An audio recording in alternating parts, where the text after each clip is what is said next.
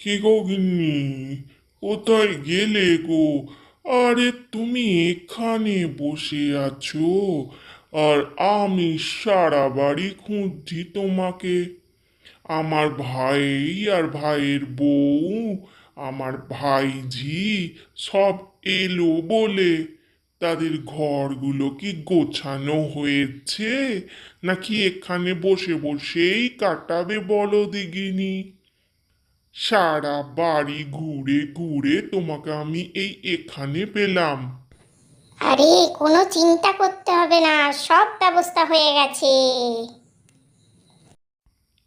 বুঝলে মালতী, আগে আমাদের গ্রামের রাস্তার যা অবস্থা ছিল, এখন সব পাকা হয়ে গেছে।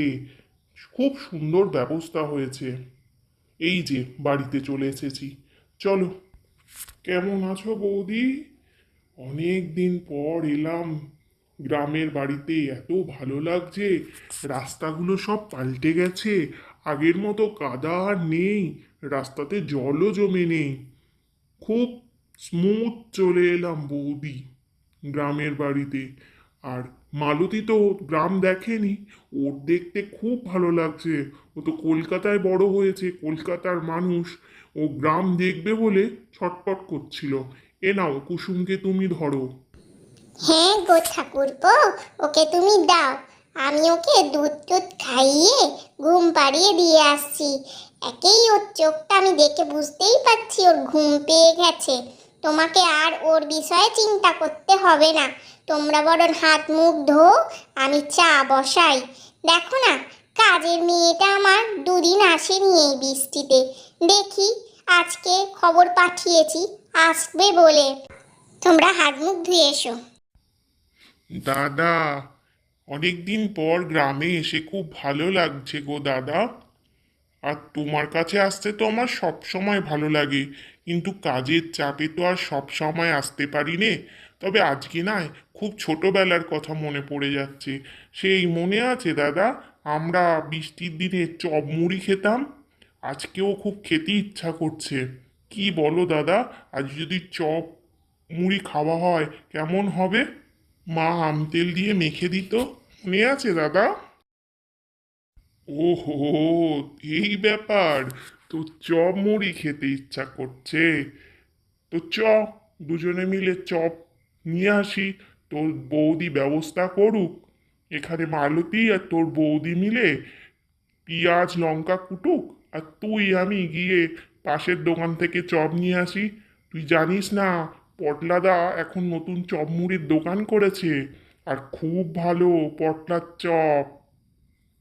চল তাহলে, তোতে আমাতে যাই দুজনে মিলে, দু ভাই মিলে একটু গ্রামটাও ঘোরা হবে। এই বৃষ্টি বাদলার জন্য তো বেরোবো বলে ভাবিনি। তুই যখন এলি, তাহলে চপের দোকান থেকে আসি, আর এই কাছে।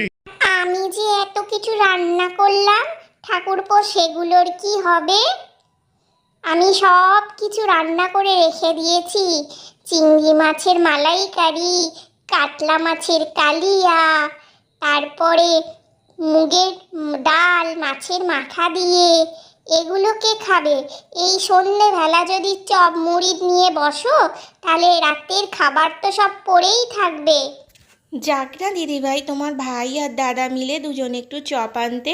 বৃষ্টির দিনে চপ মুড়ি খেতে আমারও যে একটু ইচ্ছা করছে। তোমার রান্নাগুলো ফেলা যাবে না গো, রাত্রিরে সব খাওয়া হয়ে যাবে।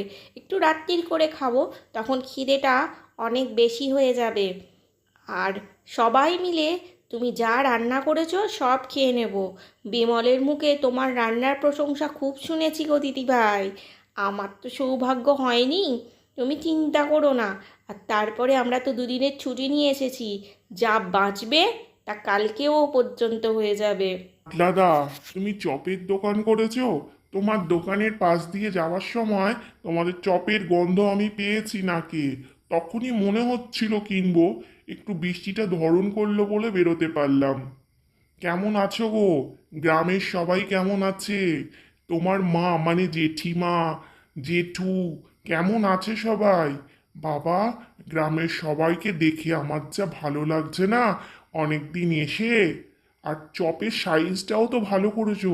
শহরে এত বড় বড় চপ হয় না গো, ছোট ছোট চপ, আর দাম এত এত বেশি। তোমার চপের সাইজও ঠিক, আর 5 টাকা পিসের চপ পাওয়া যায় আমি ভাবতেই পাচ্ছি না। শহরে এই চপগুলোকে 10 টাকা করে বিক্রি করে। শহরের কথা আর বলবে না ভাই বিমল। শহরে তো ডাকাত, আর শহরে খরচও বেশি। আমাদের গ্রামে খরচও সেরাম নাই, আর ব্যয়ও সেরাম করি না। সেই জন্যই চপের দাম আমি 5 টাকা রাখতে পেরেছি। বলো তুমি কেমন আছো? আর জেঠু জেঠিমার খোঁজ করছিলে না? জেঠু জেঠিমা সবাই খুব ভালো আছে গো। আমি তো বিয়ে করেছি অনেক বড় বয়সে, আমার একটা পোলাও হয়েছে। যদি দুদিন থাকো, দাদারে কইও আমার বাড়িতে একবার ঘুরে যেতে। তোমাকে ওখানে গেলেও চপ খাওয়াবো কেন। এ নাও বৌদি, পটলাদার দোকানে গরম গরম 1 ঠোঙা চপ। বাগিয়ে মাখো দেখিনি, পেঁয়াজ কুচিয়ে, লঙ্কা কুচিয়ে, একটু চানাচুর দিয়ে, সর্ষের তেল দিয়ে, আর যদি শশা থাকে খুব ভালো হয়, একটু শশা দিয়ে বাগিয়ে সুন্দর করে মায়ের মতো মাখো তো। আর হ্যাঁ বৌদি, আমতেল আছে? আমতেল থাকলে আজকের মুড়ি খাওয়াটা জমে যাবে। তুমি যে আম তেল চাইবে সেটা আমি জানতাম, সেই জন্য আগে থেকেই আম তেলের জারটা আমি পেরে রেখেছি, আর তোমার জন্য কিছুটা সরিয়েও রেখেছি। তুমি যখন যাবে আম তেলের শিশিটা তোমাকে আমি দিয়ে দেব, তুমি নিয়ে গিয়ে ওখানেও মুড়ি মেখে মাঝে মাঝে খেও। আর আজকে আমি মুড়িতে আম তেল অবশ্যই দেব। জানি তো, চপ মুড়িতে আম তেলের স্বাদই আলাদা। আম তেলটা মাখলে তোমার দাদাও খেতে খুব ভালোবাসে আম তেল, তাই আমি বেশি করে করে রেখেছি। একটু আগেই হ্যাঁ গো, তোমরা আসার আগে দিদিভাই মেয়েটাকে ঘুম পাড়িয়ে দিয়েছে। চলো আমরা সবাই মিলে আম তেল মাখা দিয়ে চপ মুড়ি এই সব খাই। পেঁয়াজ লঙ্কা সব কুচোনো হয়ে গেছে, কোনো চিন্তা করো না, আজকে মুড়ি মাখাটা খুব জম্পেশ হবে। দাদাভাই কোথায় গেল? তোমার সঙ্গে এলো না? ও বললো অবশ্য যে কার সঙ্গে দেখা করে তারপরে আসবে।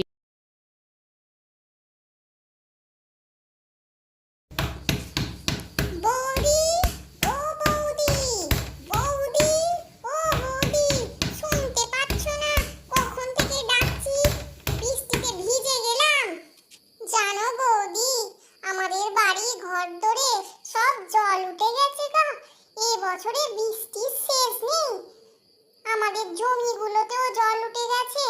এবারে ধান গম যেন কিছুই হবে না। যা সবজি চাষ করলাম সব গোড়ায় জল জমে পচে গেল গা। আর তোমার বাড়িতেও তো দুদিন আসতে পারিনি, আমার ছেলেটার খুব জ্বর হয়েছে। কাজে না বেরোতে পারলে খাবো কি? আমার চিনুর বাবাটাও দুদিন কাজে বেরোতে পারেনি। দেখো না, দিনমজুরের কাজ করে, আর ওইটুকু চাষাবাদ করেই তো আমাদের চলে বৌদি, বলো দেখিনি। এত বৃষ্টিতে সেও দুদিন বেরোতে পারেনি। ঘরে খুব খাবারের কষ্ট হচ্ছে গো বৌদি। আজকে যা ছিল ওদের বাপ বেটাকে দিয়েছি, আমার পেটে কিছু পড়েনি। তোমার কিছু আছে গো খাবার?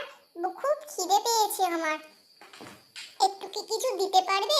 এই মুড়ি দিলেও চলবে। ও বৌদি, দাও না কিছু খেতে। এত কথা, এত ঘনিটা না করে এটাই তো বলতে পারতিস যে আমাকে কিছু খেতে দাও, আমি তো দিতাম। তো তুই ভালো সময়ই এসেছিস, বিমল আর তার বউ এসেছে আমাদের কাছে। আমরা চপ মুড়ি মেখেছি বৃষ্টির দিনে খাবো বলে, তাহলে তুইও চল, তোরও হয়ে যাবে ওখান থেকে। অনেক মুড়ি মাখিয়েছি, তুইও দুটি খেয়ে নিবি, আর আমাদের সঙ্গে চাও খাবি। কেমন? তোরও খিদেটা মিটবে, আর যাওয়ার সময় তোকে দুখানে না ভাত ডাল এইসব দিয়ে দেব, তোরও চলে যাবে। ও চাপাদি, ভালো আছো? তোমাকে অনেক দিন পর দেখলাম গো চাপাদি। আজকে আমরা সবাই মিলে চপ মুড়ির ফিস্টি করছি। তুমি এসে খুব ভালোই হলো, পুরনো মুখগুলোর মধ্যে তোমাকেই দেখতে পেয়েছিলাম না। সেই স্কুলের দিনের মতো মুড়ি ফিস্টি হচ্ছে, কি বলো দাদা? হা হা হা।